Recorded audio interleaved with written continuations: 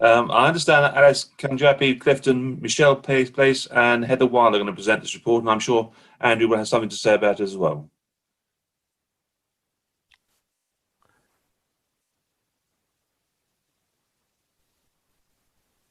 Oops.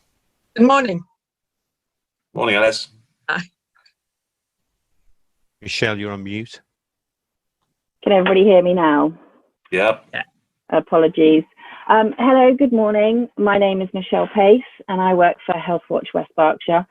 I've been involved with the maternity survey and report from the very beginning. I'm also a West Berkshire mum with 3 children, ages 12, 8 and 5. The reason that we undertook the report, we were following on from the Bob STP survey, maternity survey for women who had given birth from January 2015 to December 2018. The 5 local health watchers received altogether around 1,400 responses. Women felt improvements could be made in the following areas: communication between staff and patients, quality of care, choices, continuity of care, postnatal support, and information provision. We at Healthwatch wanted to investigate further what the women in West Berkshire felt about their whole maternity experience, from the antenatal care right through birth to the postnatal support. The latest figures from the ONS show that around 1,708 babies were born in West Berkshire in 2017. So we were delighted at Healthwatch to have got just under 200 responses to our survey, all through social media and online. Due to limited resources within our team, we were unable to attend any baby groups in person. The first 1,001 days of a child's life is one of the 2 priorities this year for the Health and Wellbeing Board. Of course, includes the maternity period and the postnatal period too. So the report seems very pertinent to West Berkshire at the moment. I'm sure you've all read the report, but we just wanted to highlight some of the key elements. One of our first questions showed that West Berkshire mothers use 3 hospitals for their birth. 40% went to a Royal Berkshire Hospital, 24% went to Basingstoke, with the 28% going to Great Western in Swindon. Hence, the first 2 recommendations are that all future reports and data that come to the Health and Wellbeing Board should include data from all 3 of these hospitals, so we can get the full picture and there is nothing that can be missed. Antenatal care showed a complex picture of provisions, with 35% receiving this care from their GP practice and each of the 3 main hospitals, plus the West Berkshire Community Hospital, each providing around 13 to 14%. So if we only take into consideration antenatal care given at GP practices, we would be in danger of missing the experience of a large proportion of women and get an unrepresentative picture. Question 4 looked at the kinds of choices women got when deciding where to have their babies. Around 7 out of 10 women gave birth in a delivery suite. Working with our 3 main hospitals, we need to be able to explore if more women would like to make a different choice. For example, midwifery-led units or even home births. The importance of getting information and advice at all stages of the maternity experience is highlighted in the Bob STP survey and the CQC maternity report. Figures vary from hospital to hospital, but examples are 2/3 of women felt they got all the advice and information they needed at Great Western in Swindon, where in Basingstoke, this figure was less than half. Then at the other end of the scale, we had 1 in 5 women at Royal Berkshire Hospital said they got little or no advice during their birth experience. Similarly, in the postnatal period, 20% got little or no advice or information.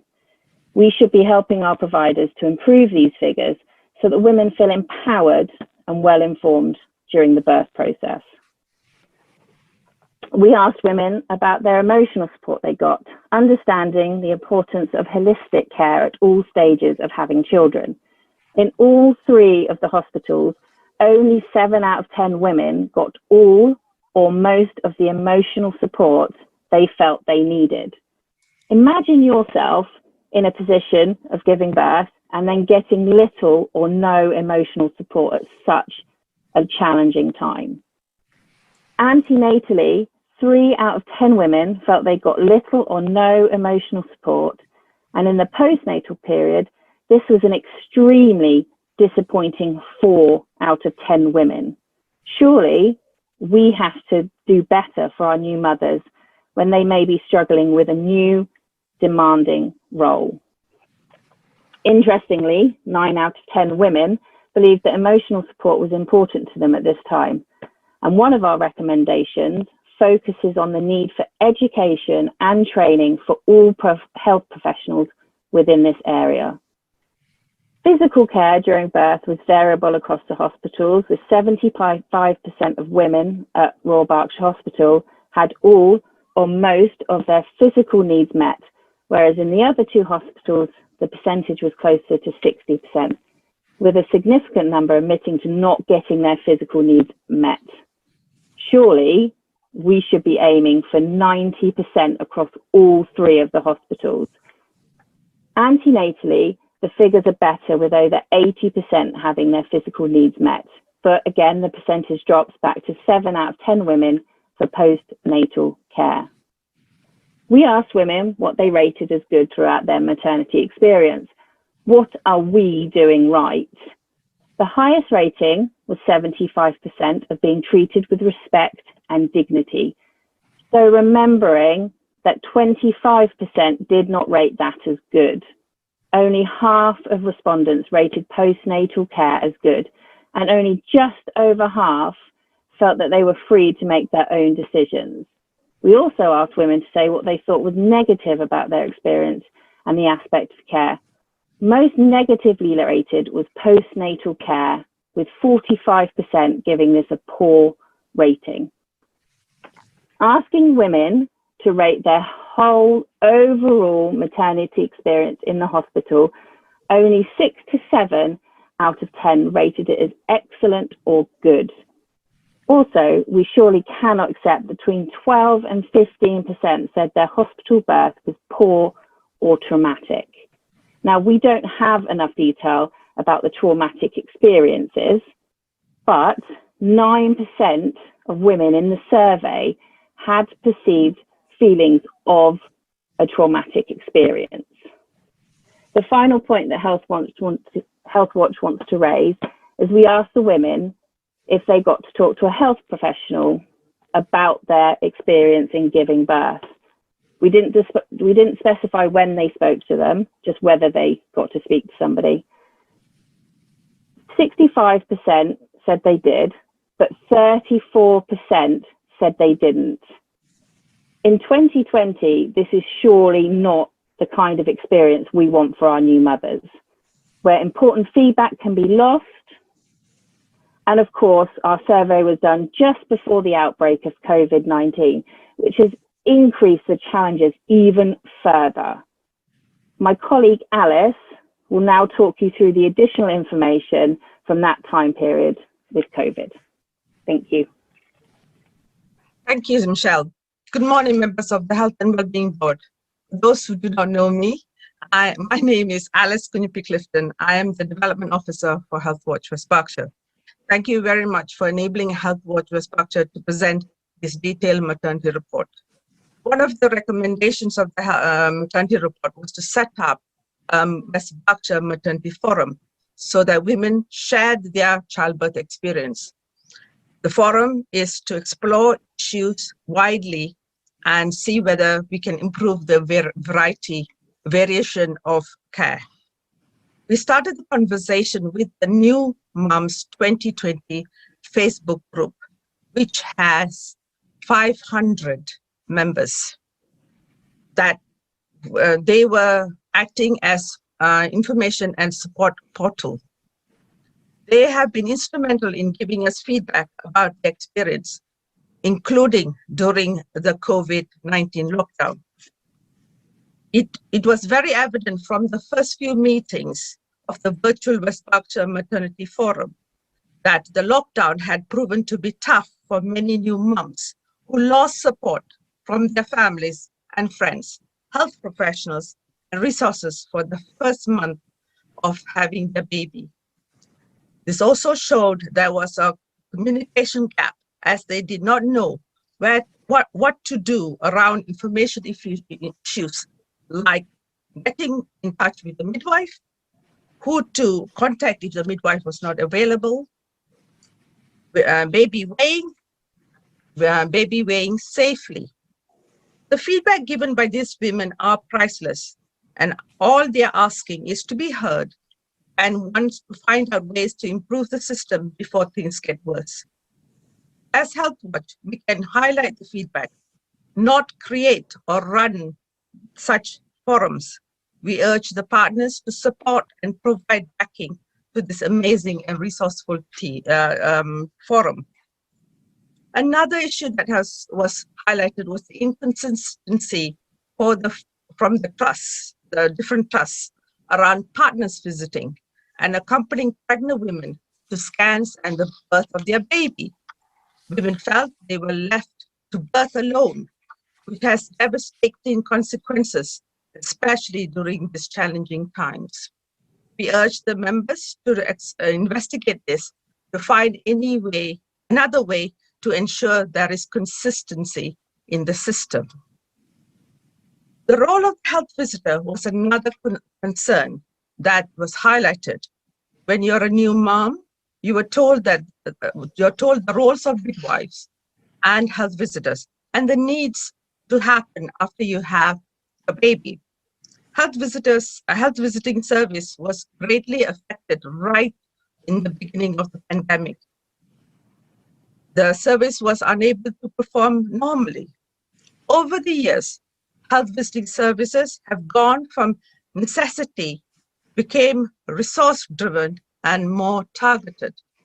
However, the expectations of new moms remain the same. The health visiting service has been a preventative service and has a universal access, which the COVID-19 highlighted is not.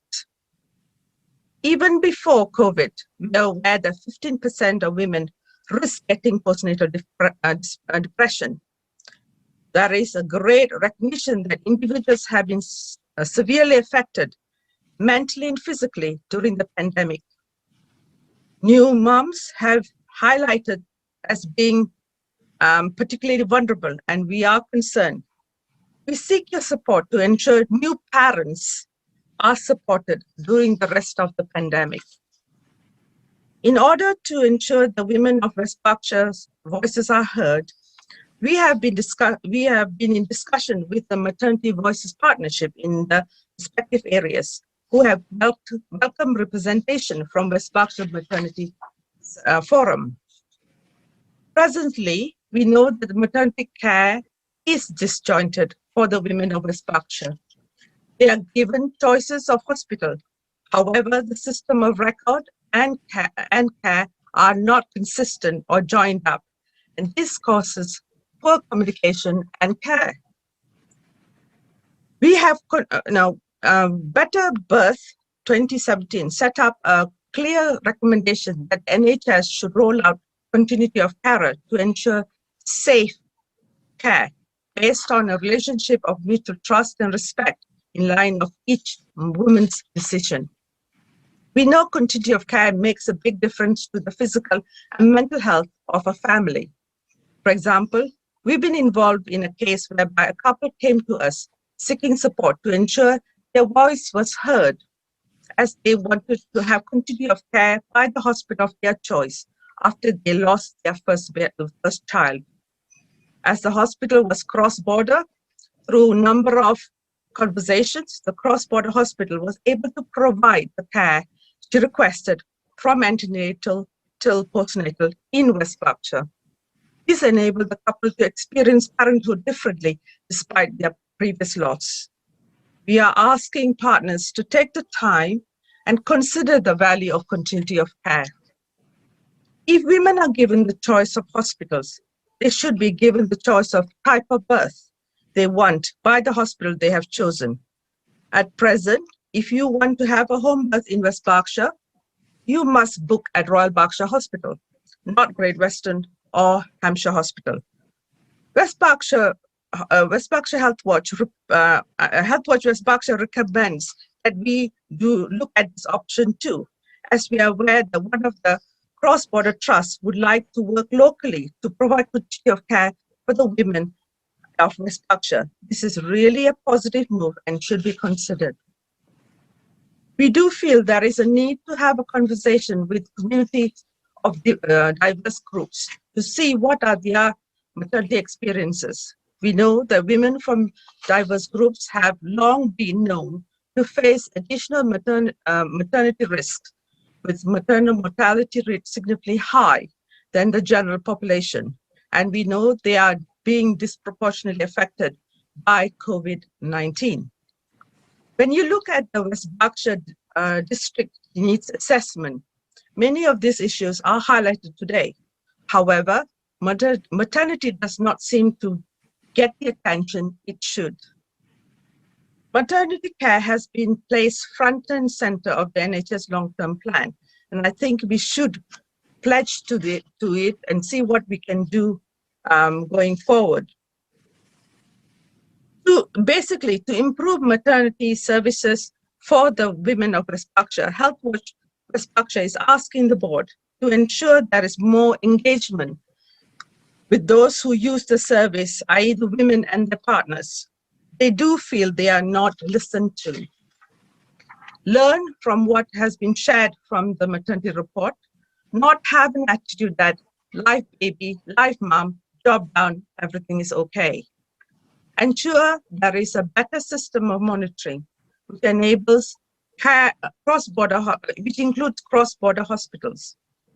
Health Watch West Berkshire will commit to keep vigilant to ensure recommendations, changes, and improvement are in line with the West Berkshire District Needs Assessment, NHS long-term plan, and also the Health and Wellbeing Board 1001 days priority. In conclusion, Health Watch West Berkshire would like to take this opportunity to thank the following: the trust and service providers who gave a response to our report. Women who filled the survey, Heather and Zoe, and the mothers of the Facebook group for their support with this report.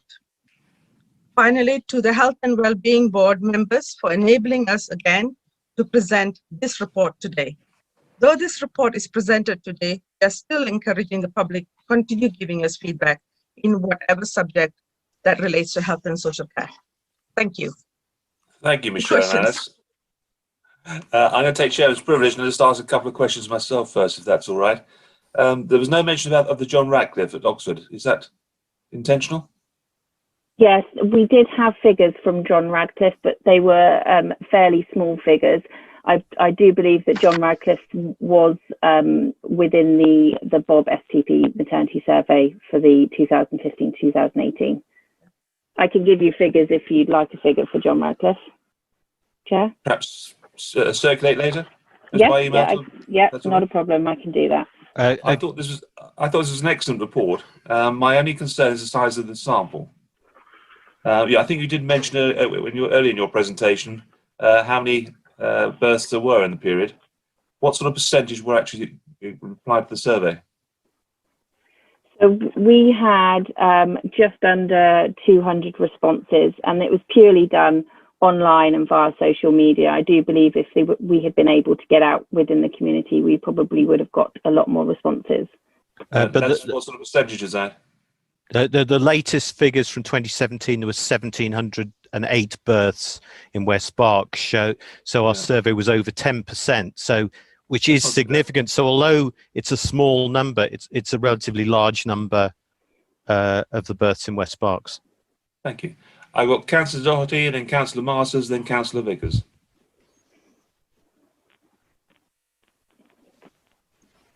Thank you for the report. It's very interesting. And actually the recommendations in 2.1, 2.2 and 2.3, I think are sound recommendations. I think we've always known that we've got several hospitals that we can choose to give birth at. And I think it's only right that we make sure that we look at all of those hospitals for women in West Berkshire. So I have no problems with that. And it was an interesting report to read. A couple of things struck me was with regards to things like emotional support and physical support, etc. after birth. It looks purely at health professionals. It doesn't actually look at the wider community response. And I think we need to also take into account the support that's out there from peer-to-peer support and from some of the agencies that we are fortunate enough to have working here in West Berkshire. I'll take delight in blowing the trumpet of somebody like Home Start West Berkshire, but we've also got some really active forums such as West Berkshire Mums. So I kind of feel it is very sort of, you're looking purely at health professionals for that response, but we should be looking at a community response to helping new mums. And also I'm very aware of the work that the family hubs have been doing as well throughout this period. So no, I think it's a great report, Michelle. Thank you for bringing it to us. No problem with those recommendations. Alice, just on some of the COVID stuff, it's quite interesting. There seems to be some inconsistencies.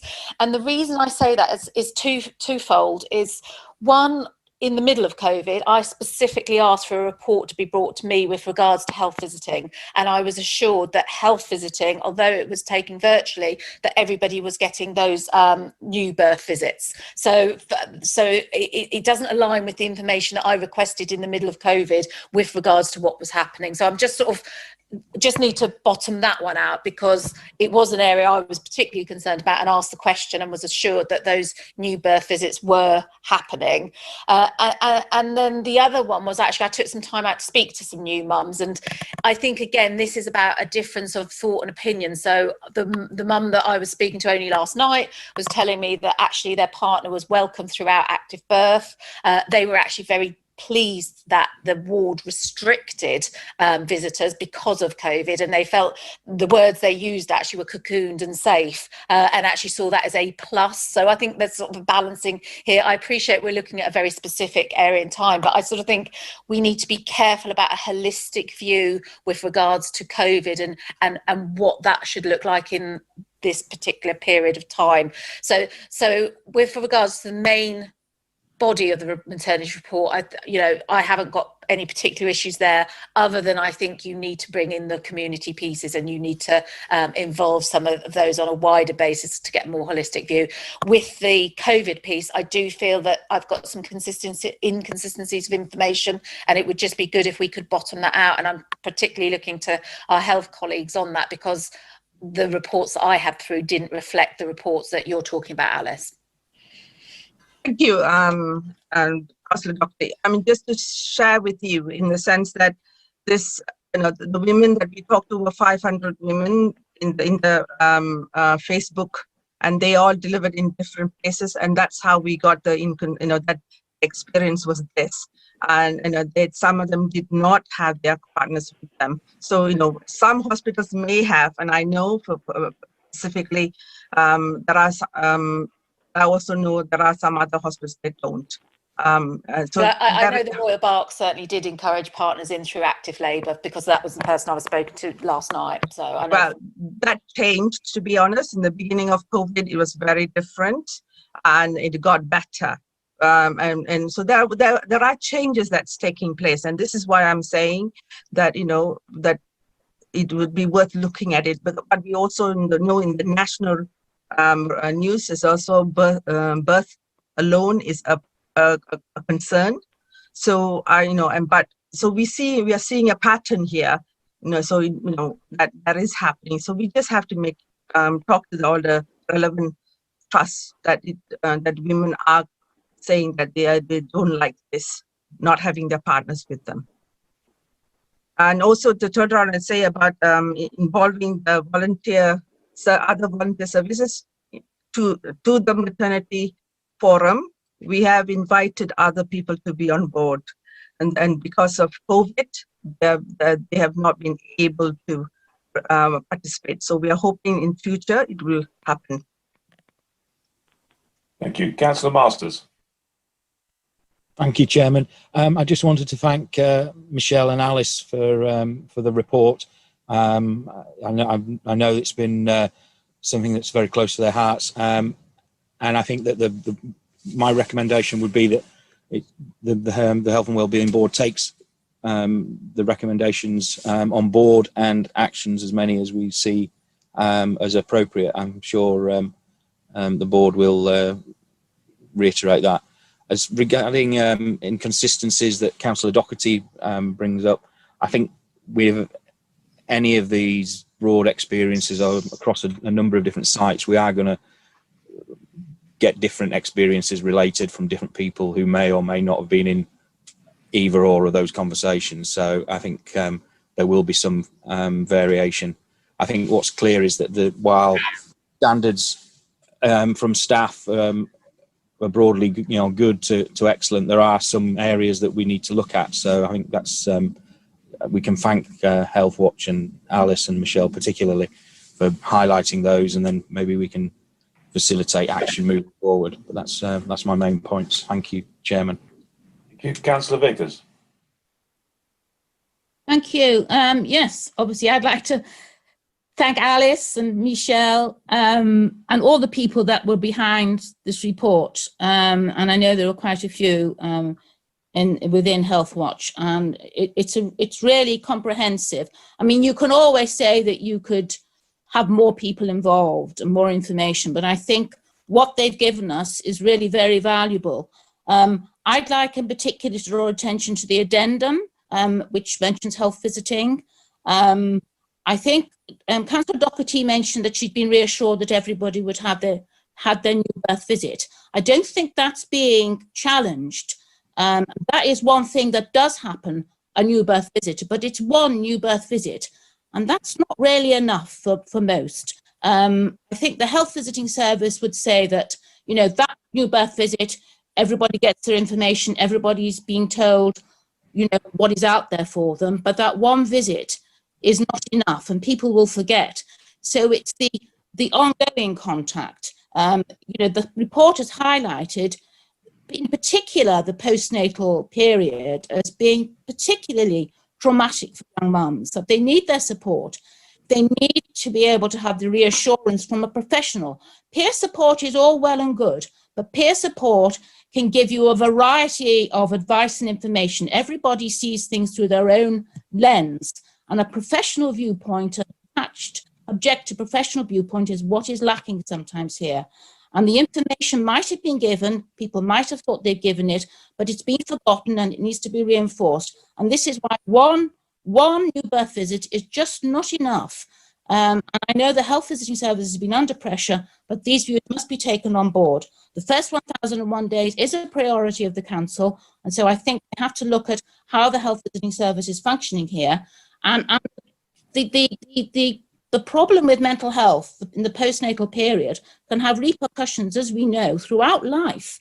And I'm sure Councillor Masters would reinforce this, that a lot of the people that he meets through the work he does with adult mental health problems, you'll find that in childhood is the place where all these problems often start. So giving people, families, this help in the first 1,001 days, which is why it's a priority, is so very, very important. And we must look, even in these difficult times, as to what extra resources and what extra help we can give these families who are asking for it. Thank you. Thank you, Sorry, Chairman, can I just respond there to Councillor Vickers? Please do. Councillor Vickers, I entirely agree. The new birth visit is a professional visit, and at that point where that professional takes that judgment, they are then able to refer on for targeted visits should that person need them. So it's a way of screening if additional help is needed. If additional help is needed, my understanding from the health visitor team is that they are then able to put those additional visits in or make referrals into additional places. That is a screening visit to enable additional support if required. But often problems come up following. After. Okay. Michelle, do you want to respond to that?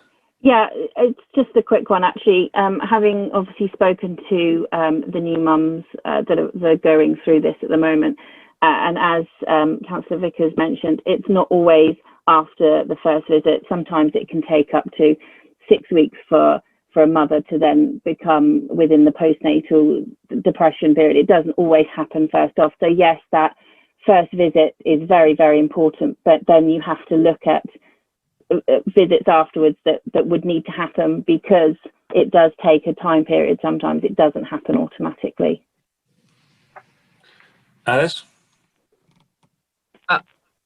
Just to also say, as much as we know, professionals do say that they have brought out the information to the public, but the public, actually the moms did not get that information. There is a communication gap.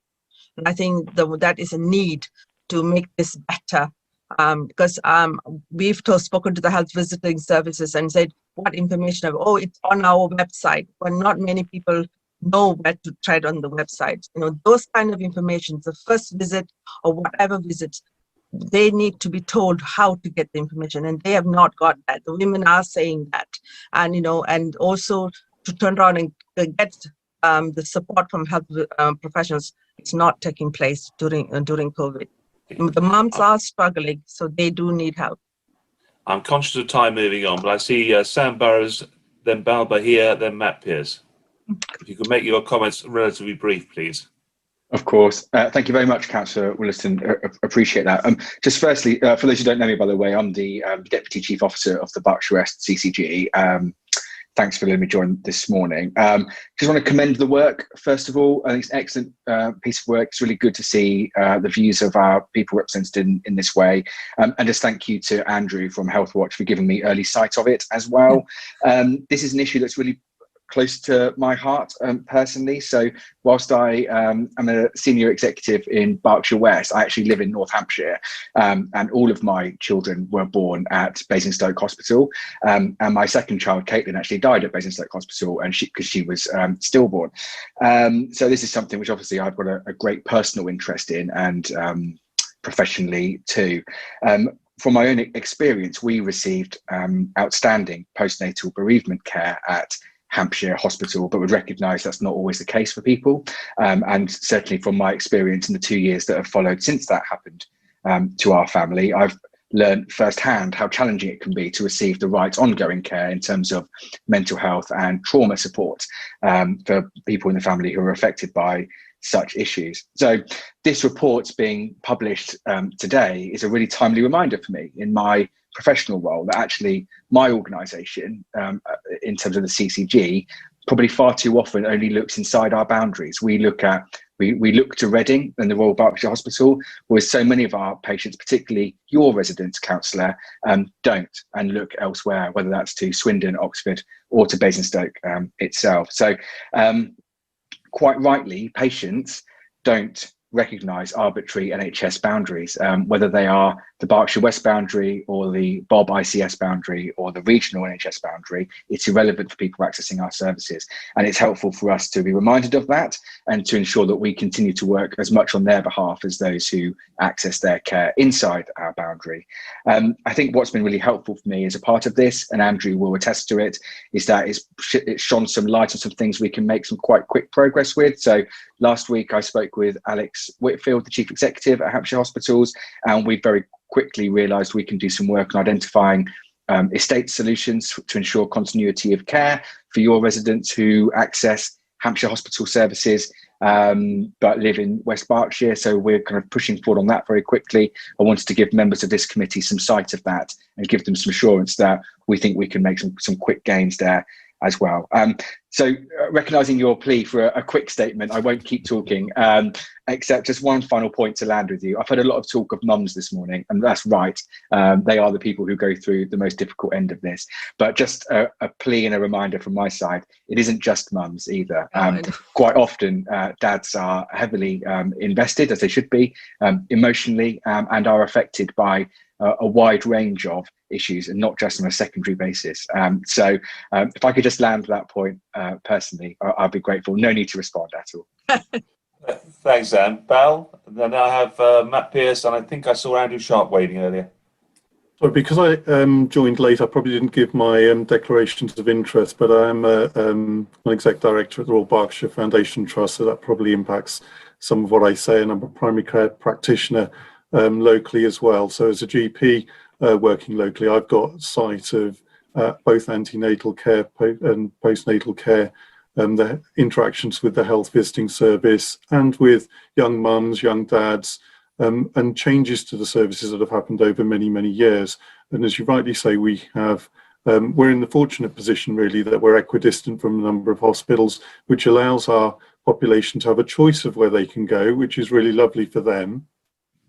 And I hear from, and so again anecdotally, but I hear from some of my patients who would say they'd want to go back to Royal Berks because it was an amazing experience, and others like Sam would want to go back to Basingstoke because they've had great experiences, and similarly vice versa. If they haven't had great experiences, they'll switch and go to different places. Now, most of our care over the years has been working alongside our midwives and our health visitors, and they were always closely aligned with our services. So we've had a really close-knit team working and supporting our sort of mums and our young parents. And then that's continued. Continuity is probably one of the things I'd pull out from your report that was really helpful and useful. And I think I certainly value that when looking after our population. I think it's really helpful to get the sort of feedback from the sort of population that you've described, the mums and dads particularly as well, who are going through sort of difficult times, trying to sort of come to grips with a big life-changing event.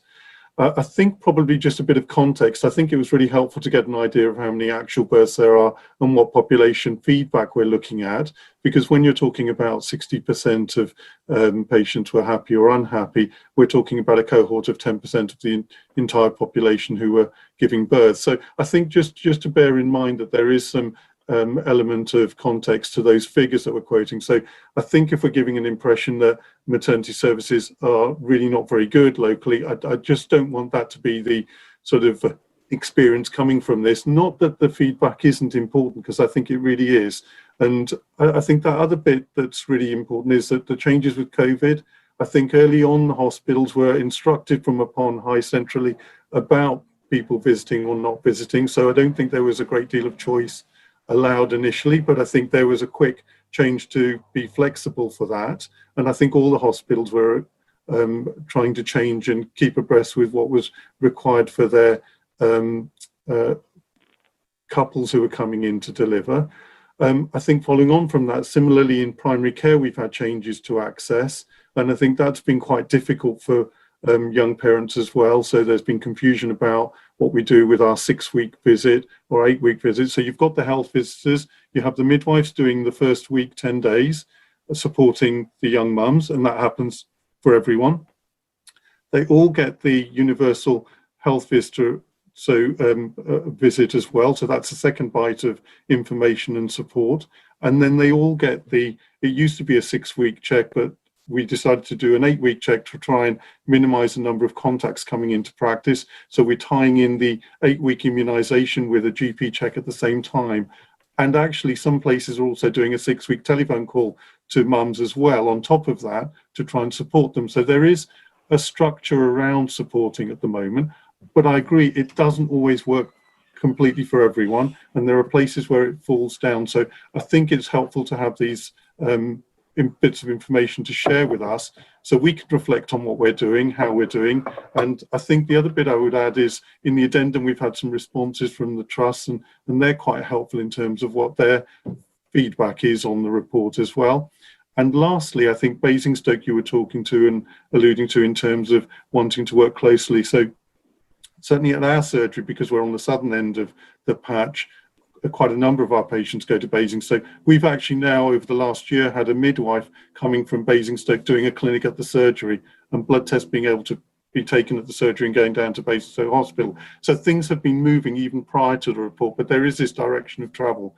So once again, thank you for the report, really helpful. And I think we need to try and pull out some of the sort of important lessons really in terms of making sure that information is well shared. And very lastly, the bit about all the work coming through and us having oversight of it, I think when I first started in the Health and Wellbeing Board, we were getting reports from all sorts of directions about all sorts of performance measures. And I think early on we thought that the Health and Wellbeing Board would be a great place for exceptions to come to. So if the commissioners were saying that actually there were issues or problems with services that weren't being resolved, and then we thought that would be a great place for discussion at the Health and Wellbeing Board. So I think that was my reflection from where it was before. Of course, we can change that because the board has changed in terms of personnel and membership over time, and issues change. So that's my very long, short speech. Thank you, Mel. Matt? Yeah, I'll keep mine brief, Chair. So firstly, just want to echo my thanks for the report. You know, from a public health perspective, absolutely agree that we need to continue this focus on the first 1,000 days of life. We know that it's critical in terms of future health outcomes.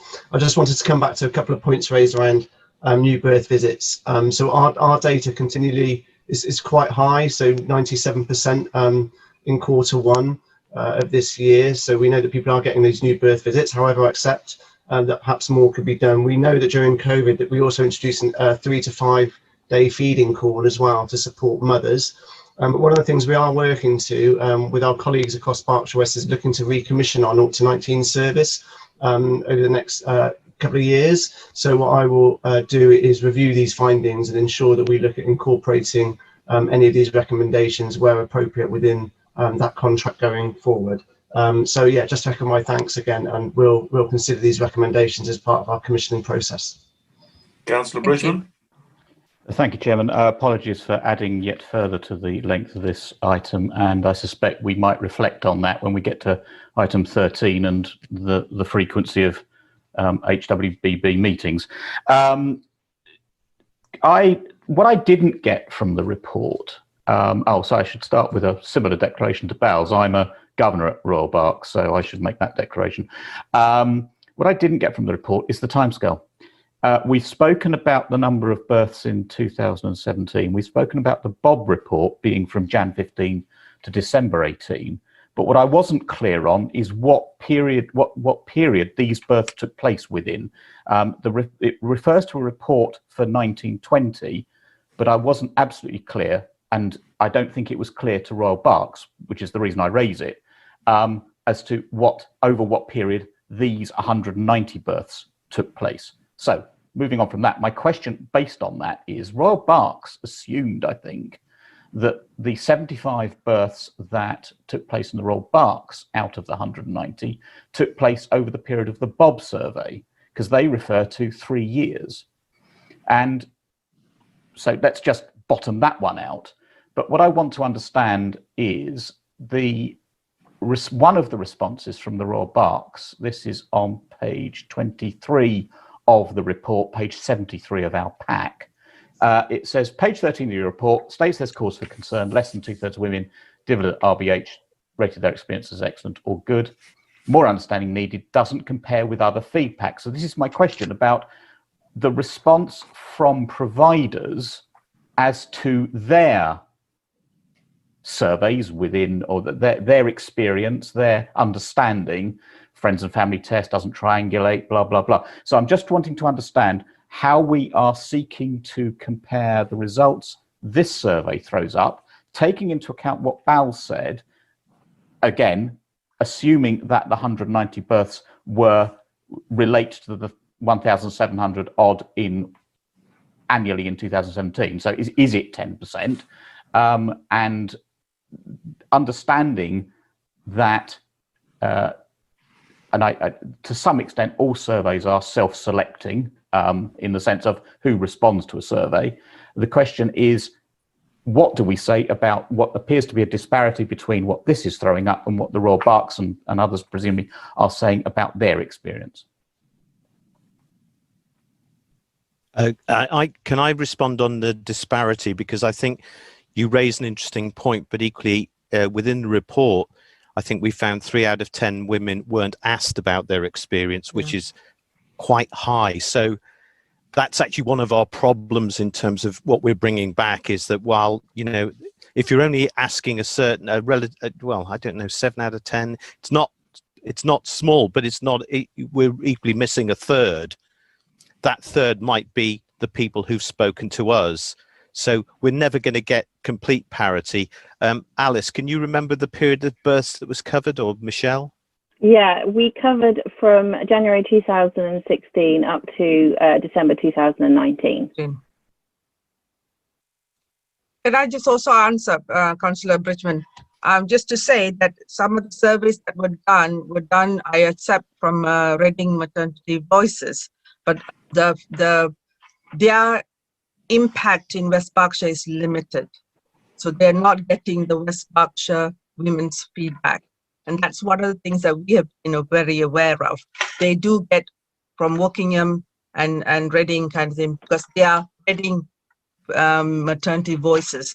But a lot of people do not feel that they can respond to them. So, but just to say also, Reading Maternity Voices are trying to come across to West Berkshire and trying to work with us a little bit more. Well, we spent a long time on this topic, but sorry, Chairman, can I just come back on that number? Because if it's 190 births over 3 years, that's what, 65 a year, which is nowhere near 10% of 1,700. Because we don't have an enormous analyst department to go through things like this with, you have 100% of the staff of Healthwatch West Berkshire here today. Things like that, I'm afraid, are beyond us. But what's really important is the 500 women on the Facebook group who are feeding back to us and saying they're unhappy. One of the challenges of the report is that lots and lots and lots of focus is given to the Royal Berks, and often to the exception of the other two hospitals. So, Reading Maternity Voices was allegedly representing the women of West Berkshire, but wasn't involved in talking to Great Western, Basingstoke or John Radcliffe. So we can argue about facts, statistics, etc., but this is a qualitative survey that raises some serious considerations and problems, and it should be really greeted like that. Friends and family tests traditionally are very, very poor across the whole of the NHS.